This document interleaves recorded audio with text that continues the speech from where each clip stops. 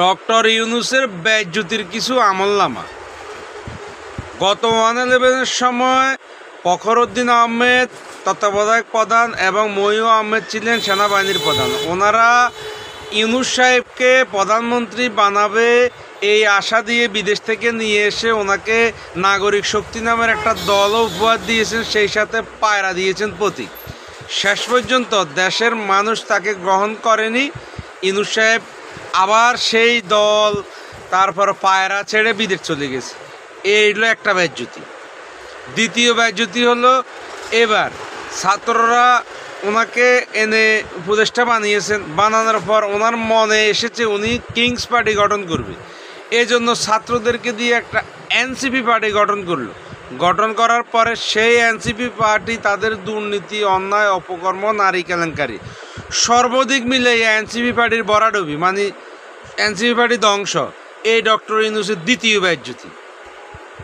তৃতীয় বেজ্জতি হলো উনি লন্ডনে গিয়েছেন একটা সেমিনারে দেখা করবেন লন্ডনের প্রধানমন্ত্রীর সাথে। ওই যে উপদেষ্টা প্রেস সচিব ডাস্টবিন শফিকে বহু চেষ্টা করেছে লন্ডনের প্রধানমন্ত্রীর সাথে ডক্টর ইউনূসের বৈঠক বসানোর জন্য, কিন্তু লন্ডনের প্রধানমন্ত্রী না করে দিয়েছে। অবশেষে খালি হাতে ফিরে এসেছে। এটা হলো আরেক বেজ্জতি। চতুর্থ বেজ্জতি, আমেরিকাতে গেছেন, যাওয়ার পর ট্রাম্প সাহেবের সাথে দেখা করার কথা ছিল। ট্রাম্প সাহেব তার সাথে দেখা করেনি, দেখা তো করেইনি। ট্রাম্পের সাথে একটা ফটো তুলবে, এটার জন্য ইউনূস সাহেব ঘন্টার পর ঘন্টা অপেক্ষা করেছি। ট্রাম্প শেষ পর্যন্ত ইউনূসের সাথে ফটোও তুলিনি। এই গেল আরেক বেজ্জতি। এরপর গেল ইতালির রোমে।